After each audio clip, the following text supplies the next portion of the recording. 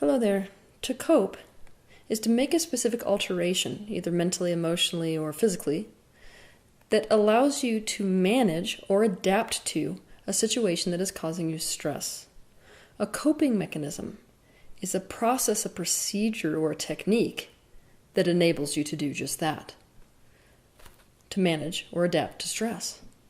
Some examples of coping mechanisms are addictive behaviors like cutting, binging, smoking, gambling, denial, humor, attacking, regressing, overcompensation, humility, self-blaming, avoidance, dissociation, positive focus, escaping into movies, books, or imagination, intellectualization, distancing, disconnection, falling asleep, passive aggression, projection, repression, and substitution, to name literally just a few.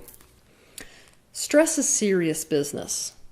A person cannot thrive very long in an atmosphere of distress.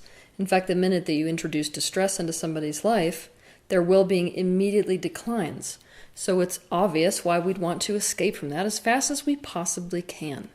And we do this through coping mechanisms. However, what we often find is that the very coping mechanism which enabled us to escape from that situation or to adapt to or manage the stress in our lives creates problems for us in our future. The very thing which enabled us to feel better then is now absolutely prohibiting our capability of feeling happiness, or creating the life that we want. So often, we couldn't actually change the situation in our life that was causing us stress or distress. This is especially true in childhood, when we didn't really call the shots in our life, the people around us did. So what are you supposed to do, obviously, if you can't get out, get away from something that's causing you distress? You have to manage it, or you have to find a way to adapt to it. This is the birth of coping mechanisms. Many of these coping mechanisms, they served us to begin with. They enabled us to continue surviving in an atmosphere where we were challenged with our very survival. We encountered something that was super distressing. It was about to destroy our well-being. We were about to dead end, but we continued with the expansion by engaging in that coping mechanism. But lo and behold, what we find is the very thing we use to cope and to continue to expand in childhood, quite often in the future, becomes the very reason we can't expand. It becomes a detriment instead of a benefit. For example, the dissociation that was a coping mechanism for a young girl to escape incest now makes it impossible for her as an adult to feel fear.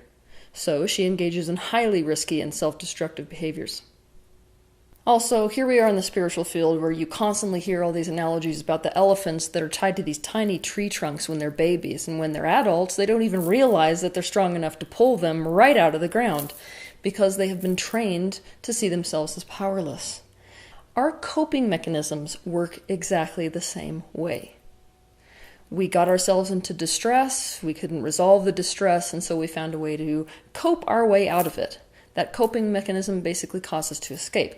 But lo and behold, in adulthood, we may very well be in a situation that is quite easy to remedy, but we don't know it. Instead, we're still aligned with that idea that we're powerless, and so instead of doing anything to change it, we simply engage in our old patterns of our coping mechanisms. I know you have a friend in your life where you're thinking, oh my God, that's totally them. Where it's so easy from my perspective to see how they could just get out of it immediately, and yet they continue to engage in the same avoidance behavior. It could be said that some coping mechanisms are healthy and other coping mechanisms are not healthy, but I will tell you that this is a matter that's seriously up for debate, because the majority of coping mechanisms that we think are healthy are in fact not healthy at all. And this is where I'm going to burst your bubble. The spiritual field is an absolute minefield when it comes to coping mechanisms. Why is that? because so many spiritual beliefs, spiritual truths, spiritual philosophies, and spiritual practices serve as a justification for your coping mechanisms. If not that, they quite literally, in and of themselves, are coping mechanisms. To make this more clear, the ego, looking to get out of its distress, will select a spiritual belief and a spiritual teacher who enables, validates, or creates the coping mechanism. The ego has hijacked your spiritual practice so as to stay out of pain. I want you to take a look at what got you into spirituality. Chances are it was you feeling some form of distress or discomfort. There's nothing wrong with this. For the majority of us, suffering was the doorway to enlightenment. It's the most popular door that people take. However, if distress or discomfort was your reason for getting into spirituality, that means your entire spiritual practice is ripe for coping mechanisms. In other words, if the whole reason we opened the door to spirituality is because we're in distress, it means the shadow we may need to face is that our entire spiritual practice may be one giant coping mechanism. And there is potential with any coping mechanism that we're engaged in that a behavior is more detrimental to us and those around us than it is good for us and those around us. The positive focus law of attraction community is one example of a spiritual practice community that is ripe for coping mechanisms. The beliefs and methodologies and practices that are involved in this particular community are ripe for the coping mechanisms of bypassing and denial, two of the most dangerous coping mechanisms in existence. So naturally, people who are prone to denial, they will find themselves gravitating towards the positive focus law of attraction communities. Another example is asceticism. Okay, so obviously asceticism opens the door wide open for coping mechanisms like self-harm. So naturally, people who are prone to self-harm as a coping mechanism will find themselves drawn to the spiritual practice of asceticism. So why is it so hard to let go of coping mechanisms? Because they don't cause us pain on the front end. In fact, they serve to get us out of pain. It's instant gratification. So our subconscious mind puts them in the good for me category. After all, we are wired to avoid pain. So just like we see with most addictions, in the beginning, we're convinced we don't have a problem. We don't see that it's not benefiting us. In fact, it's getting us out of our pain. Sometimes it takes years for us to realize, oh my gosh, not only has this not gotten me away from the pain, it's just suppressed it all. I've now added more pain to pain. So now I'm basically homeless on top of all the pain I was trying to escape from to begin with. It's only when we see this back-end price for our addiction that we wake up with our awareness to the realization that our coping mechanism is a problem that is hurting us and the people around us. We justify our coping mechanisms and defend them to the death until this point. So as I said, the most difficult thing about trying to get over your coping mechanisms is that they don't cause you pain up front. And pain is what alerts us to the fact that there's a problem. So obviously, if we're not feeling the pain because we're coping our way out of it, then we don't actually see that there is a problem. Why would we try to fix something that's not a problem? The only things we're motivated to work on and let go of are problems that cause us pain. It's easy to directly deal with and resolve a trigger because a trigger hurts. But what about resolving something that doesn't directly hurt and doesn't register in our conscious mind as a problem, even though it is a problem and does lead to pain? Here are some suggestions for how to let go of your coping mechanisms. Step 1, we have to re-own pain and start to actually befriend it. We have to move in the direction of pain instead of away from it.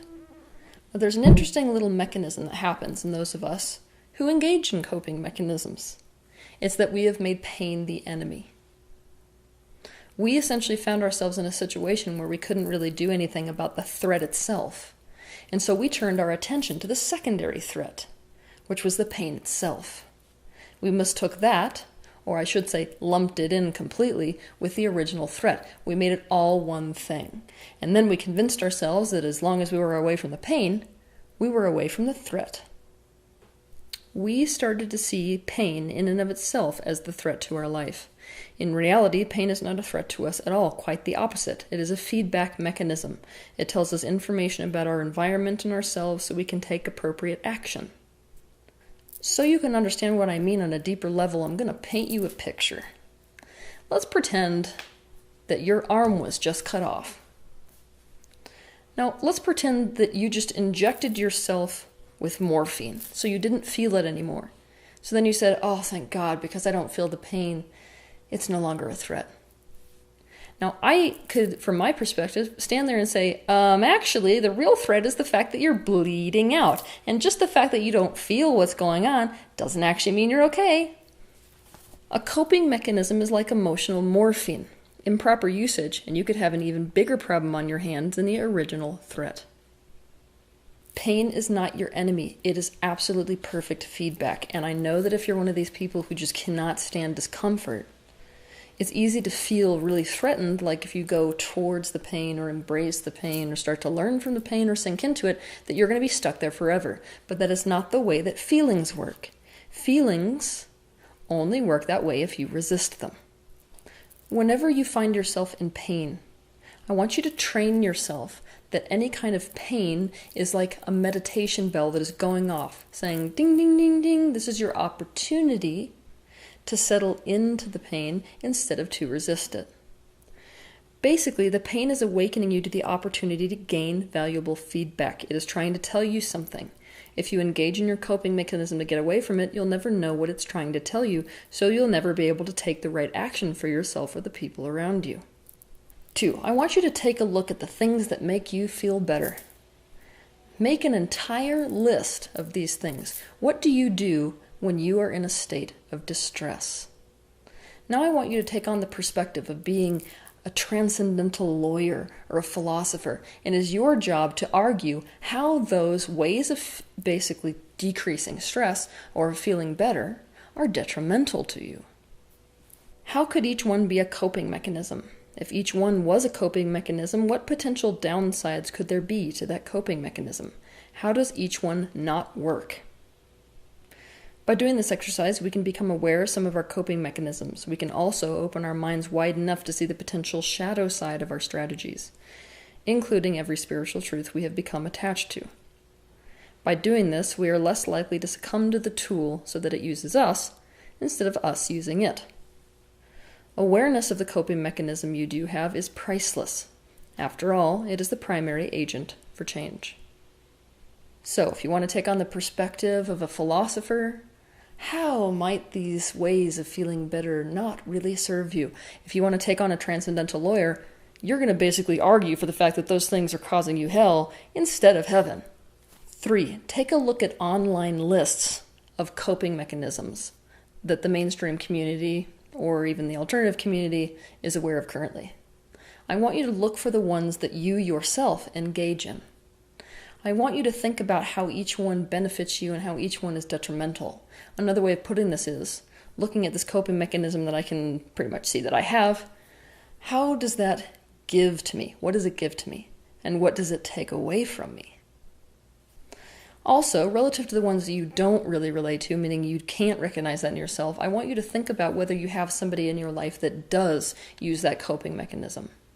It's really important that we become more aware of these coping mechanisms in general, because it's the awareness that allows us to see when they come up in the present moment in real time, either in ourselves or in other people in our life.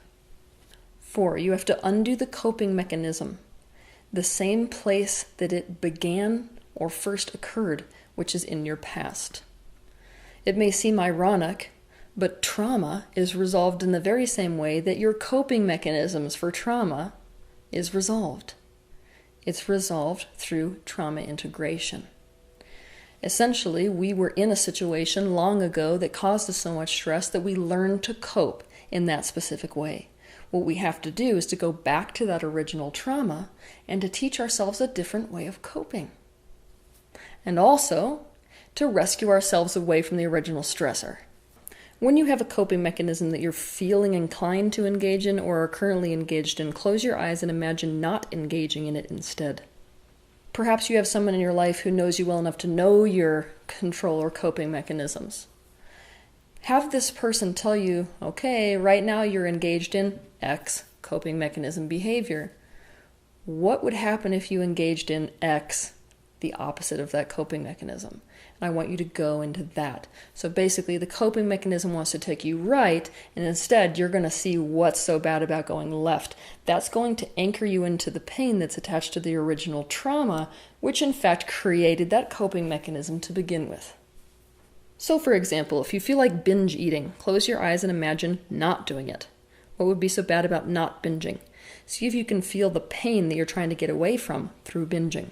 Sink into that pain where it lives in your body and ask yourself, when was the first time I felt this exact same feeling and coped by eating? Instead of looking for the answer, let whatever memory that needs to surface. And now you have your opportunity for resolution. You can make the memory a visualization whereby you can help your past self to escape the distressing circumstance and learn a different way to cope other than the way that they decided to cope. Using the binging example, perhaps you find that you were 5 years old and you had a controlling parent who made you feel out of control of yourself, so the only control you did have was over food. You could see this child self at 5 years old in this painful experience. Re-experience the terror and powerlessness of being out of control. Validate those feelings as correct to feel given the circumstance, and then take action to help the child feel more empowered by, for example, defending the child against the controlling parent, taking the child to a safe place, then explaining anything you want to them about food so that the inner child no longer feels the desire to cope in that way. After doing this process, you will most likely notice yourself not engaging in the coping mechanism. I have designed a process. It's called the completion process, and it is designed specifically to unhook you from these past traumas, including the ones that created your coping mechanisms. So if you want to learn about this process and you want to dive into doing it, then you can buy the book, The Completion Process, anywhere books are sold, because it explains this process in detail, so there is absolutely no doubt in your mind that you know how to do it. Or you can visit www.thecompletionprocess.com. 5. This step is going to be really confusing to some of you, but I promise you it works. When you notice yourself becoming about to engage in one of your coping mechanisms, and you feel that first hit of awareness like, oh my gosh, I'm doing this again, choose to do it consciously. I mean really, like 100% choose to do it instead of not to do it. I'm aware that I'm about to shoot up. I'm going to choose to do it anyways. What's really, really important for those of us that are engaged in coping mechanisms, especially ones that are subconscious and feel almost as if you have no impulse control, is that you become aware and familiar with that sense of personal freedom of choice. After you do this a few times, so you can see that you can actually choose to do it even when you're aware of it, the next time, choose to do something else, an alternative behavior, something you think would be more beneficial than detrimental to you. I want you to do this several times with several techniques. Try anything you can, trying to find an alternative to the one coping mechanism that you've currently been using. Now look, you've got nothing to lose. Why? Because if none of them work, you can go right back to the original coping mechanism, so you really don't lose anything. 6, I want you to practice the art of softening instead of tensing in response to discomfort. If we use coping mechanisms, we have learned to tense against discomfort. In fact, all a coping mechanism really is a behavior that's the result of tensing against discomfort or pain. Basically, releasing or softening into discomfort is the absolute ultimate checkmate move when it comes to pain. So when you feel that discomfort, I want you to close your eyes and imagine literally becoming completely soft and allowing of that sensation in your body. Imagine your muscles relaxing. Send your cells the message to open up. Start breathing into it completely so you feel yourself going completely limp against the discomfort. If we can go soft, instead of becoming tense against discomfort, we can not only learn from the discomfort, we have an opportunity to choose not to engage in our coping mechanism. Whatever we resist persists. If you tense against pain, you are resisting the pain. And like I said, coping mechanism is nothing but a resistance to pain, which is why when you're engaged in a coping mechanism, you end up with more pain ultimately in the long run than the original pain you were trying to escape from. We all want to find solutions to our problems so that our life feels good instead of bad. There is nothing inherently wrong with its desire. We'd be in denial, in fact, if we didn't admit that this is what we're after. But pain is not a threat. It is a feedback mechanism that is alerting us to a threat.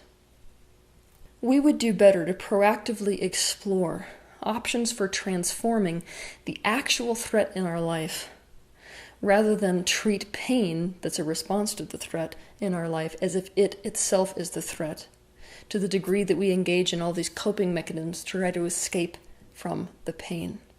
After all, a life that is lived coping is no life at all. Have a good week.